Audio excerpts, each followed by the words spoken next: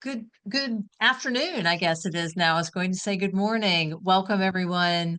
Um, as you are all joining us and getting your audio started, I really just want to encourage you, if you can, to fully engage in this opportunity. One of the things that we are hoping to do at Jackson State through this Faculty Teaching and Learning Fellows program is to create a community of practice. And to create community, we've really got to be as engaged as possible. So, you know, answer in the chat when Dr. Myburgh asks you for feedback, and respond. Turn on your cameras so we can see your beautiful faces. I know that you're answering emails at the same time. I appreciate that. And sometimes you absolutely need to, but we learn from each other. So I want to encourage you to be fully engaged. So I'm going to stop talking now and introduce our faculty fellow who is going to lead us through this presentation, Beyond the Essay, Project-Based Multimodal Design. And I'm really excited about this because students do not get excited about essays, and giving them a few other options is really good. All right, Dr. Myburgh, take it away. Thank you so much. I've never answered my emails while I've been in a Zoom meeting. I don't know. I don't know what that's like. No, I'm kidding. Thank you so much, everyone, for joining me on a Friday at lunchtime. I appreciate it. The title of this presentation makes it sound maybe a little bit fancier than it actually is. I'm going to go ahead and share my slides here. And I'm just going to talk sort of very briefly about what this kind of all means. And then my hope is that we can actually try out the tool itself and do things that are a little bit more hands-on. So when we say multimodal, really all that I mean and what we're talking about is how can we perhaps introduce some technological tools into the display or the building of projects for students. So I want to start by saying that I am a historian by training. I love essays. I do not want to get rid of the essay. So this is a supplement to the essay, but also thinking about how it can expand that as a means for us to assess what students are learning and what they're walking away with. I think especially in the age of generative AI, one of the reasons that I think that multimodal assignments are so significant is because they often introduce somewhat of a visual element. And I think it's getting really, really important for our students to develop critical visual literacy and understand how to distinguish between what is real and what is not in this age of AI. So I think that's important. I also think that when they enter into the job market, increasingly they're expected to wear so many different hats. And coming from the art department, I constantly see my students entering into careers where they're expected to be researchers and writers, but also graphic designers in some way. And then I think that multimodal assignments are good for us to consider as educators because they also introduce this component where we have to think really critically about accessibility, about different learning styles as well. And so they can really kind of help us address some of those things. So that's what I mean by multimodal assignments. And I think that we want to think about how we still design meaningful assignments, especially in this age of generative AI, and how we can connect some pedagogical theory to practice as well, and critically evaluate the digital tools that are out there. And so the tool that we're looking at today is called Adobe Express. It's one of many that are out there. And I really like sort of testing out and playing around with these tools so that I can see what is really helping me elevate student learning outcomes versus what is perhaps a distraction, because that's an element of these technological tools as well. So the first thing I want us to think about is what are the kinds of assignments that we are currently offering? And these may be essays, they may be more rote learning, things like multiple choice may be essential. So I want us to think about what is the format that you typically currently offer assignments within, and what are those goals? A secondary question to that is, how does your field define rigor or academic expression? And are these definitions static or expandable? So I really want to open up this opportunity. This is a conversational moment. You can put in the chat responses to any of these questions or say out loud. And I can get us kicked off. So for example, one of the things traditionally that I've done in terms of current assignments is I will set a research essay as the capstone assignment in my third year art history course.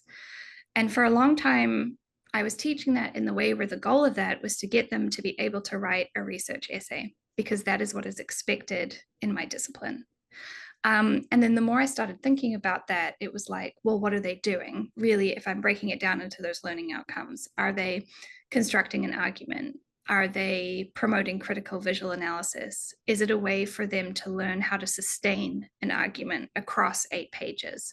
And so thinking about those goals and breaking it down is important.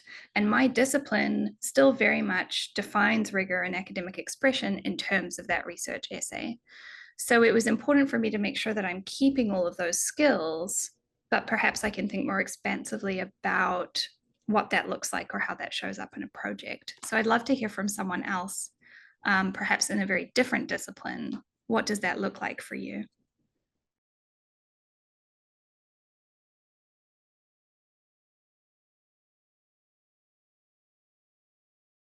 Well, I teach to the test. I teach graduate students, and so if they go into private practice, or if they go and work with a mental health group or counseling group, then they need to be able to know how to write real well, grammar wise, as well as APA style, because they're going to be handing in reports like that. But they have to pass a test to become licensed. And so my teaching is to the test. And so sometimes that makes it unimaginative, but other times it makes it more imaginative. And I think right now my students are just really watching to see what the chat box therapists do next, and they really are not liking it. So they might be cheating on their papers that they turn into me, but they're not impressed with it. They're not impressed with it at all. If it was more something safe, then they would like it, but the unsafetyness of it really doesn't make them like it too much. But of course, I'm sure they love all the information that's out there. So, so that's I give standardized tests because they're going to have to take a standardized test to be licensed. And then I give them a lot of writing assignments because they need to learn how to use grammar and the written word. And then, of course, in our profession, APA style is expected and is part of the rigor. And so they struggle with that sometimes more than they do with the standardized test. But I want to give them standardized tests because they're going to have to take that to go on. And I time them too because the standardized test is timed. They don't have all day. They have 3 hours. So, it's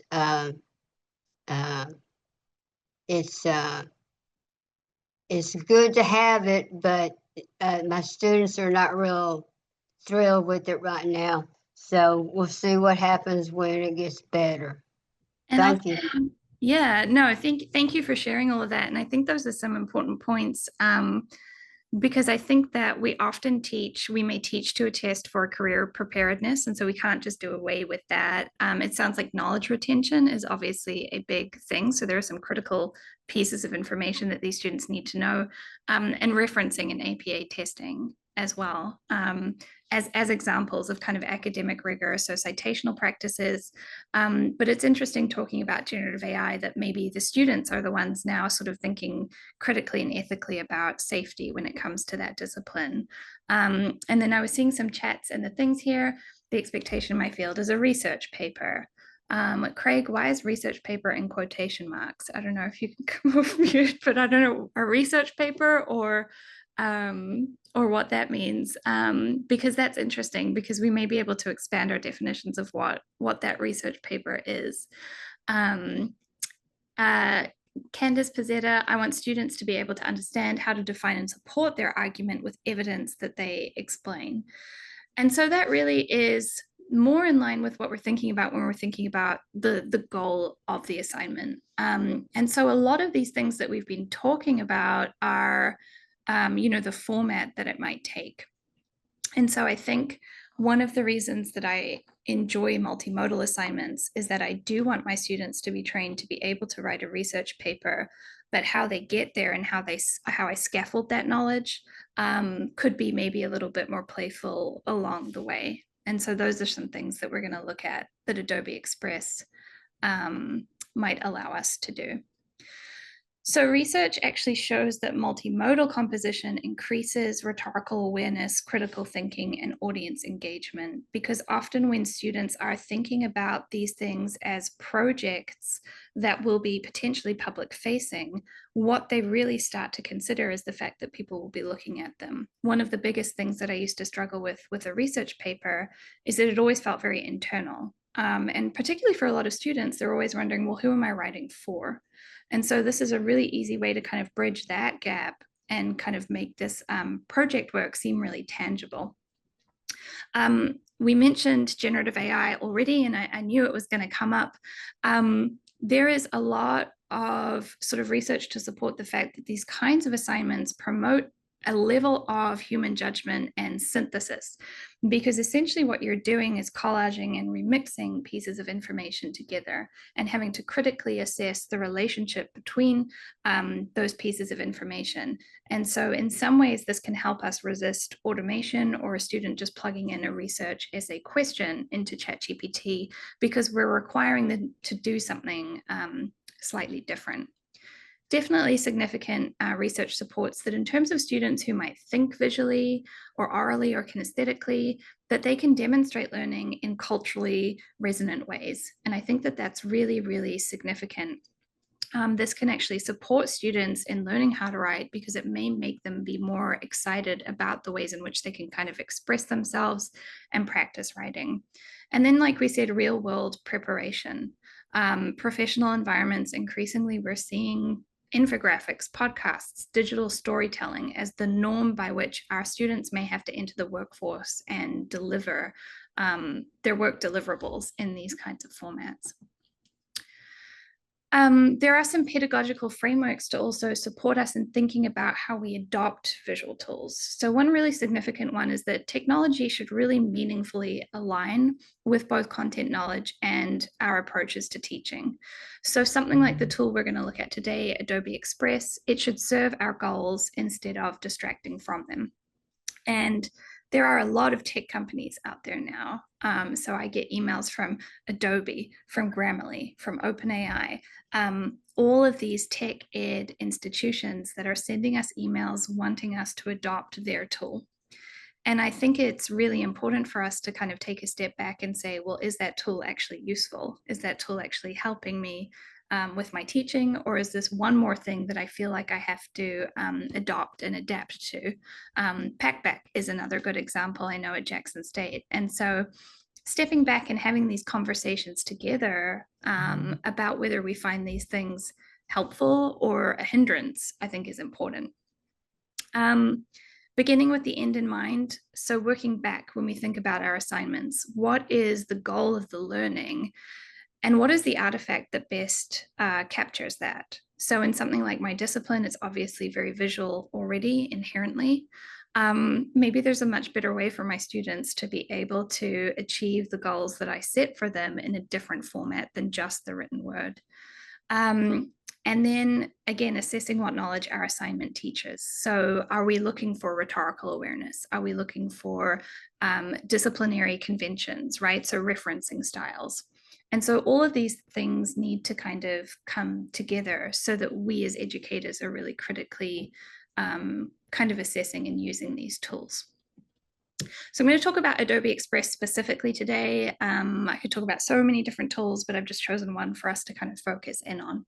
And I wanted to give you an example of how other faculty in other places and even at Jackson State are starting to use this as a tool.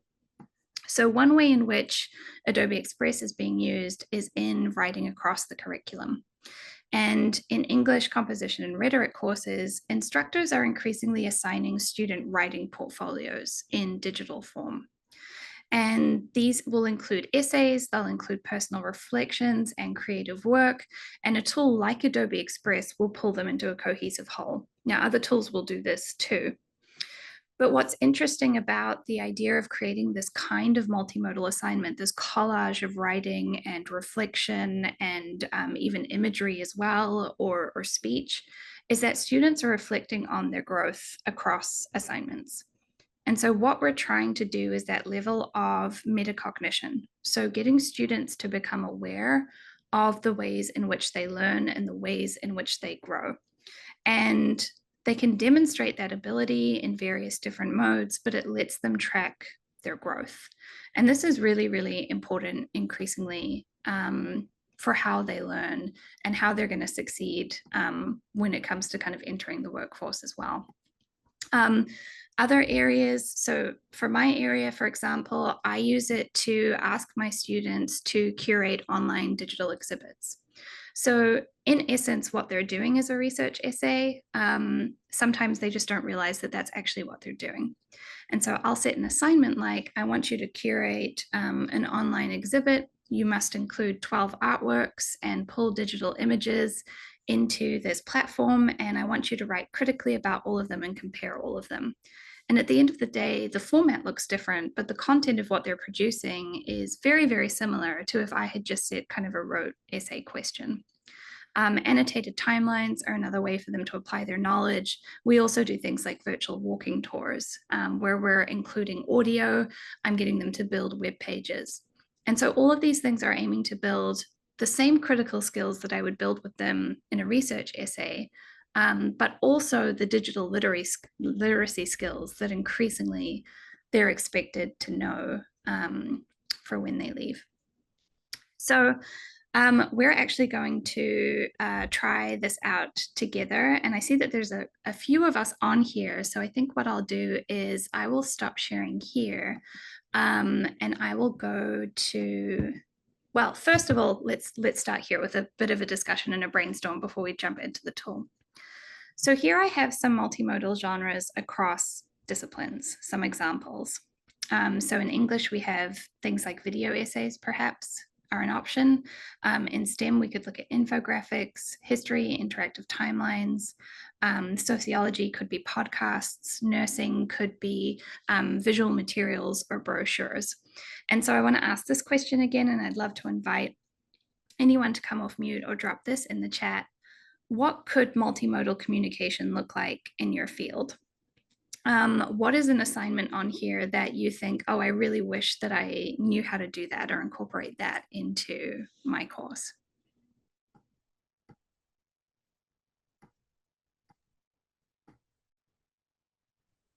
Or if you have any other ideas. Well, one aspect of it may be the practicality of it. I'll share more. Linking the current situation, for example, if you look into the COVID, how it might have affected the Mississippian. Could there be a visual display, for example, across all counties? And we kind of look into that, that go across maybe all 83 counties of the Mississippi and see how it affected, and maybe go through either the GIS tracking or some other visual based, just to give you an idea how a population across various Mississippi counties, from affluent to very weak delta area, how it might have behaved. That may be a suggestion. And we did that from a different angle, though I'll share when I come to to my turn. Yeah, no, that's a fantastic example. So data visualization, and that is something that generative AI can really help us with, but also these tools. So utilizing infographics to present all of that data in a way that is manageable and tangible, and also probably get students thinking about how can the work we do, how can the research we do connect to our community? Because a lot of the time when we're dealing with these massive data sets or these research essays, we're not necessarily presenting that knowledge in a way that is going to impact our community and the public. And so data visualization, creating some infographics, quick charts and things like that, that's an excellent example. So I really, really love that as an example. The other thing that I wanted to talk about, I have too many slides before we jump into the hands-on stuff. So I'm going to ask you a question. What's wrong with this slide? What's It's wrong? overcrowded. Yep. Yep. It's overcrowded. What else is wrong with it? The font is different. The font's different. Colors aren't contrasting enough. The colors aren't contrasting enough. And that text down the bottom is really, really small as well. And so one of the things that multimodal designs let us do is talk to students about things like accessible visual design as well, which is actually a skill that I think regardless of what area they're going into, they should know and be aware of, and something that we as educators need to think about critically too.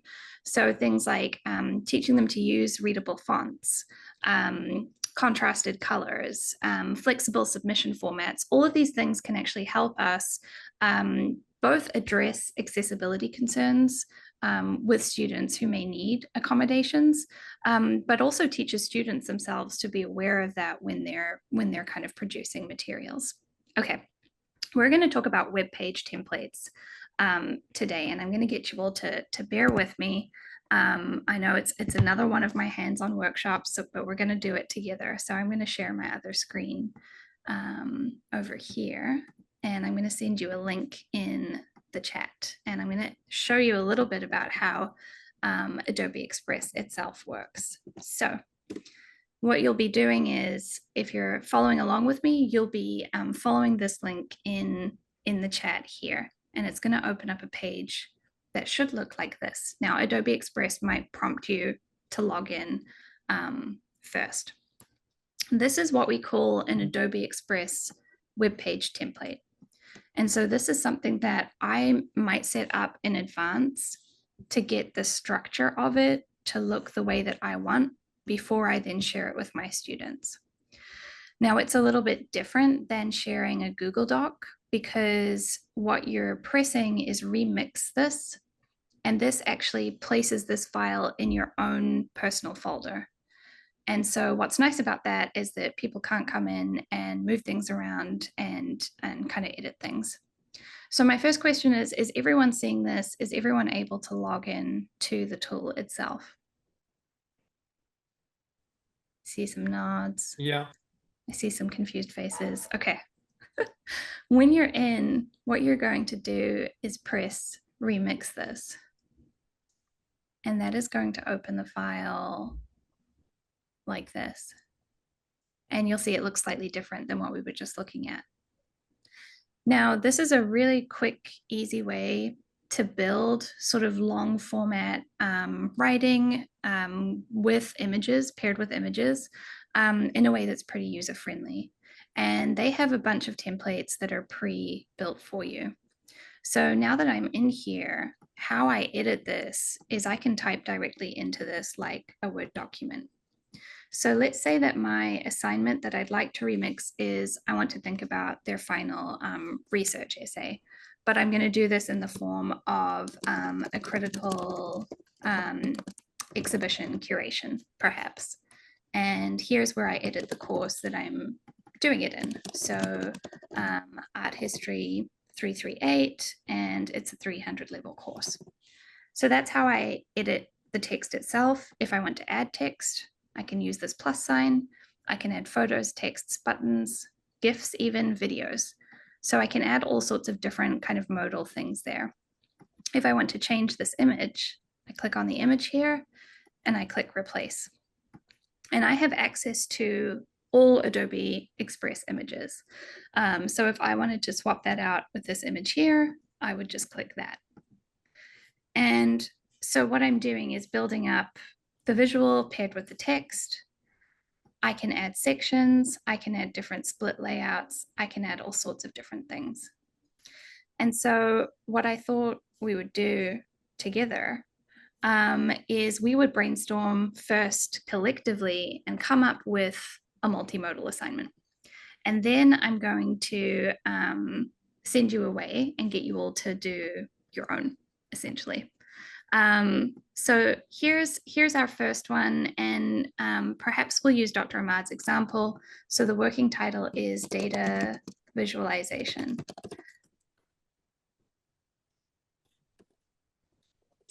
Which course would that be for? Someone give me a course where we could do some data visualization. Let's take my Bio 202 Elementary Biostatistics. Bio 202, and so it's a 200 level course. Yeah, it's junior and seniors, yes, ma'am. Okay, perfect. And if we go down to the learning outcomes now, so we want them to do data visualization for a specific assignment. What skills will they be developing through this assignment?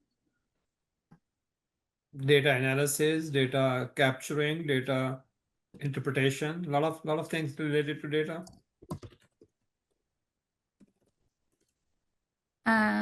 And then also the visualization elements itself. So what they're learning, we can then add. We have these outcomes now of digital literacy, visual communication. How does that connect to your course objectives more broadly? Because we want to see the contents learned and applicable, solving a biological problem from data angle. That's what it is, combining your analysis with the biological problem.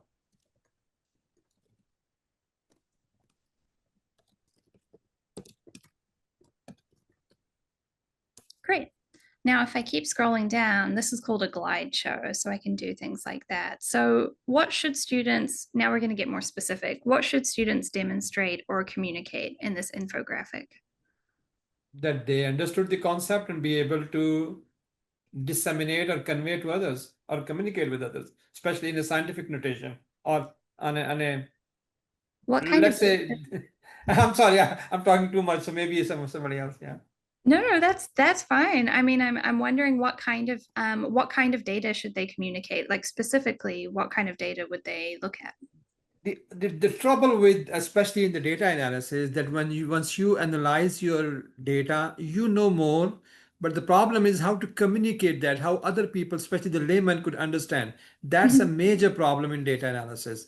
So for example, if you are talking about the probability of getting 1% killed out of 1,000,000, how would you relate that in a meaningful manner? So that is the main objective, especially in data analysis class, that once you get your result, how to interpret and communicate, especially those who may not be savvy. Okay, so let's say that what they want them to do is demonstrate the probability of health outcomes visually for a general audience. And we want them to do that through an infographic accompanied by a commercial essay.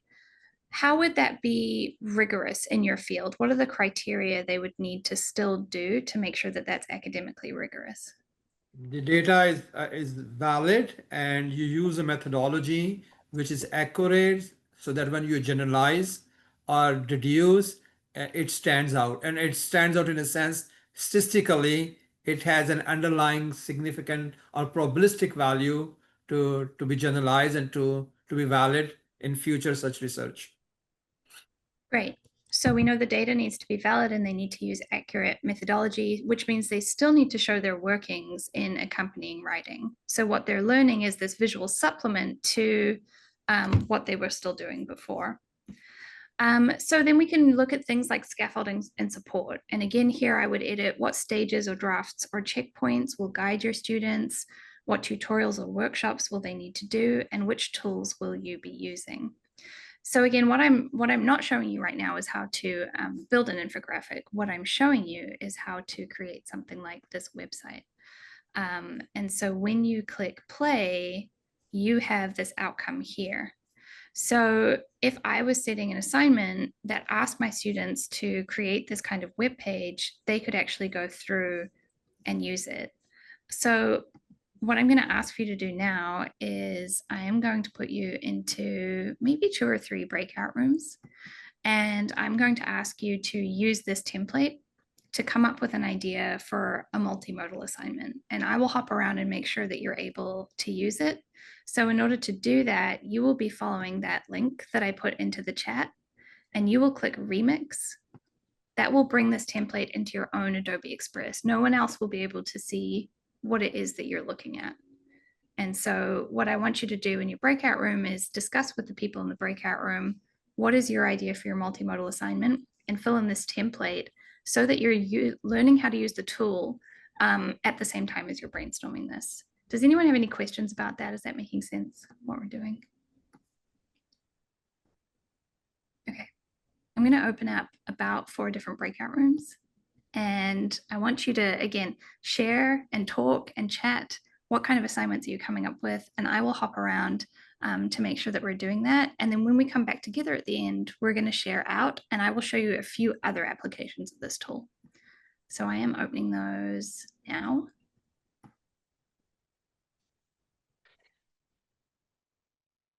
So click on and load that link for the Adobe Express webpage, and then head into your breakout room.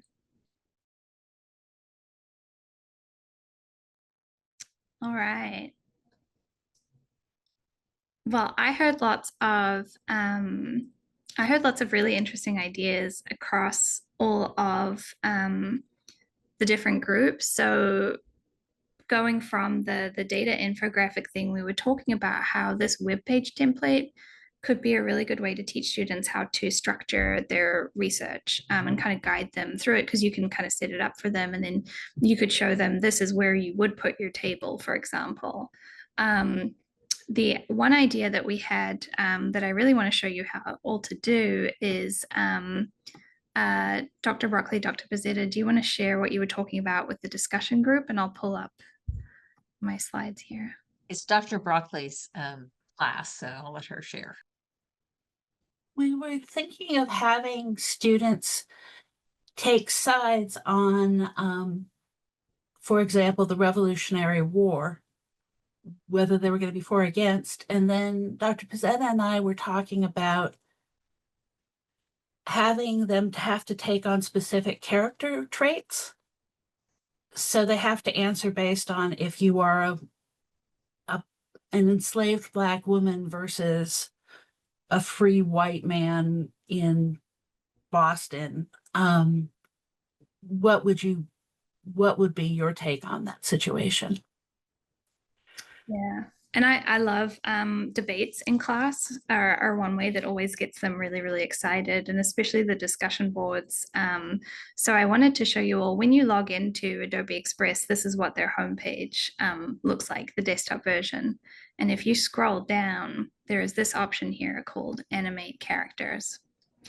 And so what you could do, and there are various different characters that students can engage with and interact with. And so you could select one and have them argue from that position. And so all you have to do is, now let me see if this works and if you all can hear it, because I don't know what the Zoom thing is going to do, but this is my debate about the Civil War for Dr. Broccoli's class. I am arguing from XYZ perspective, and I'm really passionate about this, and I totally disagree with my classmate who is arguing from this other perspective. And then what it does is it will take your voice and it will preserve your voice, but it will animate this character so that there are hand gestures and movements. And I think an exercise like this, again, might get students even more excited. It will take up to about 5 minutes of speech as well. So you could have a whole assignment where you got them to kind of vocalize this speech. Yeah, really engaging. I definitely think, you know, there are a certain number of characters that they can choose from. It's another good way to talk to students about diversity in terms of representation, and what kind of characters are available or are not available for them to look at. And so you'll see here, it's going to take a minute. It'll compute the lip sync. And then it'll do the head movement, but they're really fun. Once the character itself is animated, you can actually transport them into a design. So you can put them in a different setting. So you could upload, you know, a historical or archival photo and have them talking in front of it, or perhaps annotating it and speaking to it as well. So this is one way that you can create videos in this platform. Okay, we're 90% of the way there.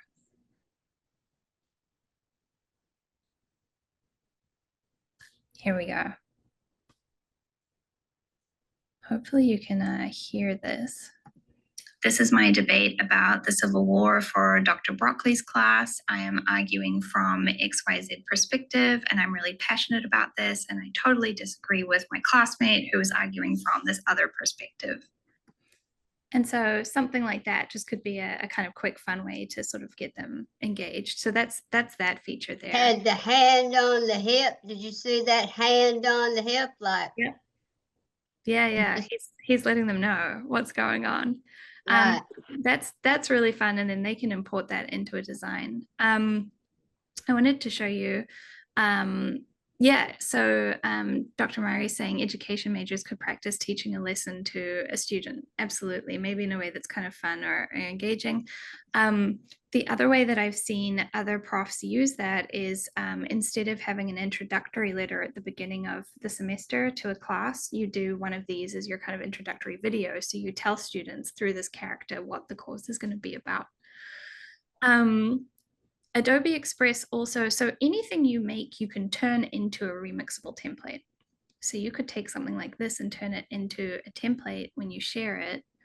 This is a quick fun activity I did at the beginning of the semester with my students, and this was using generative AI. So it was also a way to talk to them about AI. And so all you do is you can set it up however you want, and then students can remix these designs with generative AI. So they can click remix, and maybe instead of a tiger, we can have a puppy, or whatever it is that they see themselves as.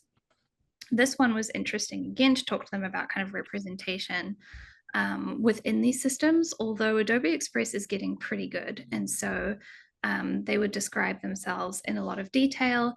And then as a way to introduce themselves, they could then download this and add it to the discussion board. So that's another kind of way to engage them in the discussion board. If you don't want to use AI for that, you can set up a template like this. So you can kind of create your own graphic.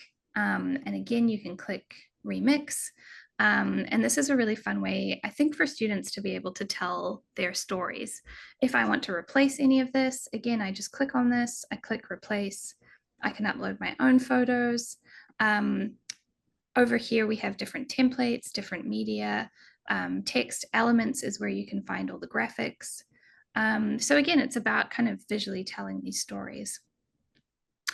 One other really cool feature, and I know we're jumping around and we can kind of get to everyone's questions and discussion in a minute. This is something I learned recently that I did not know Adobe Express can do. So if you have students in your class who are not English language speakers, perhaps, or you find a text in a different language that you really want them to engage with, you can upload the PDF into Adobe Express, and you can click this button here, and it will keep the formatting the same. And you can click translate, and it will translate the whole book. And the reason that I find that revolutionary is because normally what you're doing is copying and pasting different pages, and it's not keeping the format the same in the article, but this will keep the whole text, the whole book the same. So all the images are everything. So I really liked that. I got very excited about this in terms of what it could do. You know, perhaps for my students where Spanish is their first language, just to make these things more accessible. And it's so quick and easy for me to do. It doesn't take a lot of time as an educator. So I want to leave 10 minutes at the end here for you all to ask questions. What can I do? Do you want me to show you anything? Do we want to cover the basics? What would we like to look at inside of this particular tool or system? Any questions?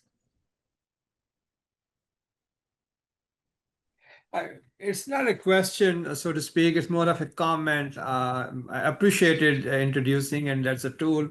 The only concern is that given we have Canvas and given every textbook publisher have now their own platform embedded in those, there are so many tools. Sometimes student gets overwhelmed. So that's a kind of a little bit of concern because I do not know how to manage that. That's just a note of caution. Yeah, I think that that's really critical, and that's why you know, part of the presentation was sort of saying you may look at this and assess this and go, this isn't for me, because it doesn't, you know, I'm using something else that better helps me achieve my my pedagogical goals. And so there are lots of reasons why I like Adobe Express for kind of sharing these templates with students, but that doesn't mean that it's going to work for everyone. There's so many tools out there. And so, yeah, we have to be able to streamline those as well.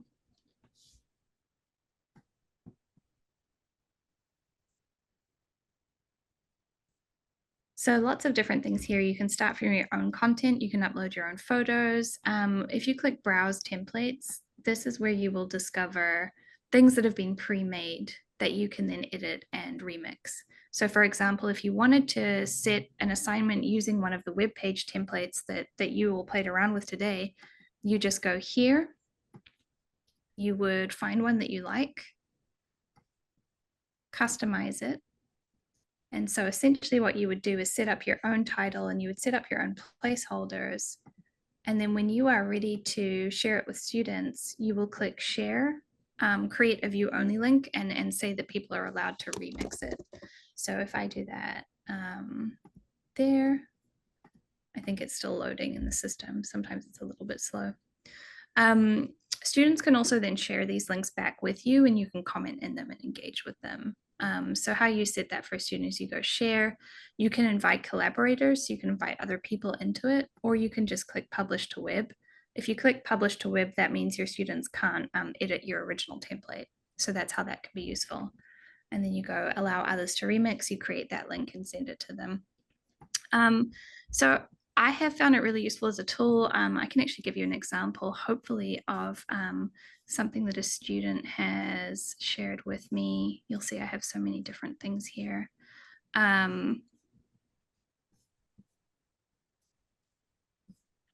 Maybe it's in here.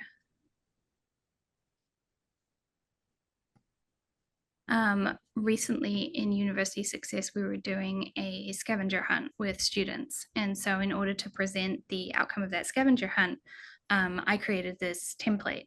And so gave them sort of instructions of how to fill that in. And then they went and did this kind of scavenger hunt around campus and filled in the details. And so when they send that to me to view, it ends up looking like a kind of professional web page that they've created. And I definitely found in previous years, I set the assignment in something like PowerPoint or other things. This is much more in depth and much more engaged, and it's kind of a quick, easy assignment to get them going around campus. But they were definitely much more engaged in the visual component of this. And then I also found that they were writing more as a result. So that was kind of interesting. I've had other assignments that students have done where they've essentially done a full research essay, and I'm just trying to see if I can find them, but they've done a full research essay in this itself. I'll also do other things like send them so many different things here. I'll set them sort of midterm reviews in web pages and things as well. I can't find one of the research essays right now, but I'll also create web pages for them that they can review. So this is an example of students where they'll sort of upload the slides that they think are most significant, and then we'll talk about them together in class. So it's quite a collaborative kind of thing. So, Brittany, go ahead. I was going to just ask, we were talking about discussion boards, but what would that actually look like? You mean in terms of like, so in the discussion board wouldn't be in here per se, it would still be in Canvas. And so what Okay. you'd have to ask them, and I think that's what Dr. Ahmad is kind of getting at, is that it is a tool that's external to the learning management Right. system that we have. And so whether that makes sense to integrate it for you, that's going to depend on lots of different things. But you would essentially post the link as part of the discussion board with your instructions. They would then download it and place it in the discussion board. So there's no kind of easy Okay. like click integration.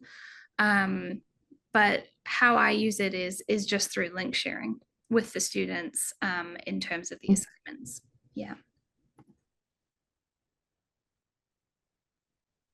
And I had a question sort of related to that, and that may be why I suggested it, is that I know that we had discussions with some of the trainers that you could take these pages and embed them in Canvas somehow.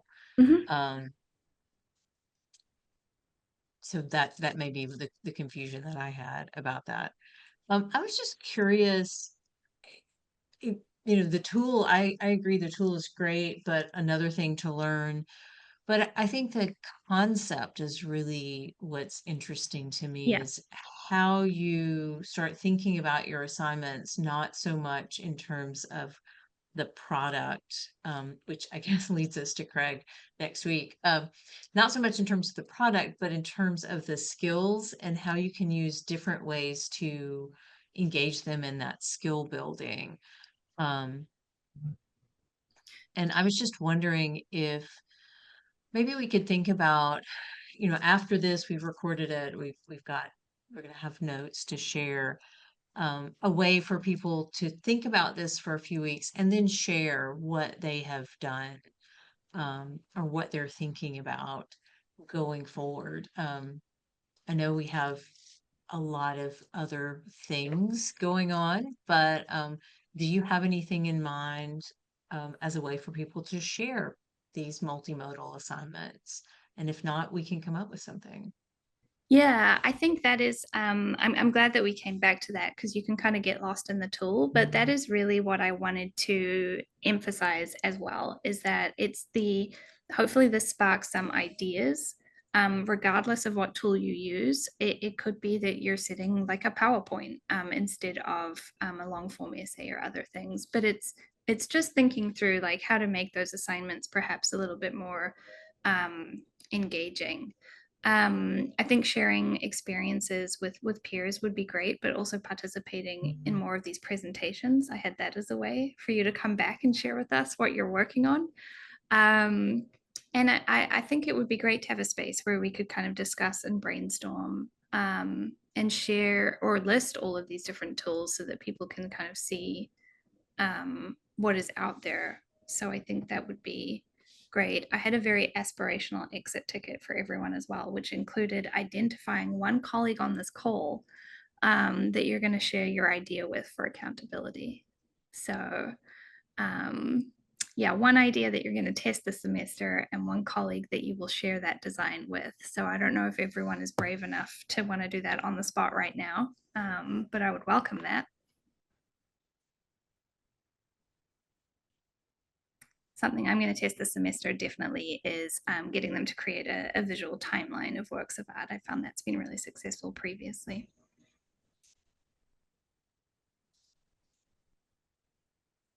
I'm going to try to figure out this debate thing with audio. I don't know how it's going to work just yet, but definitely sharing that. And we could use the faculty development website if you want to share it with us via email. We can create a link to your assignment, just as a repository. Absolutely happy to do that. Yeah, we could. And the other thing that we can do to support is if people are having really great ideas for assignments, perhaps something I can do to support that is help to set up those remixable templates that we can then link to. I think that would be kind of exciting.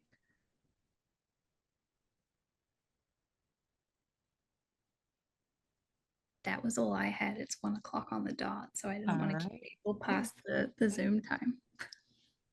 Well, we appreciate you joining us. There will be a follow-up email. Maybe your ideas are still stewing, and you can share with us how you want to approach this. What is something you'd like to try in your own classes? I see that Dr. Wright is gone, but I know that she's been doing some things like this in her class.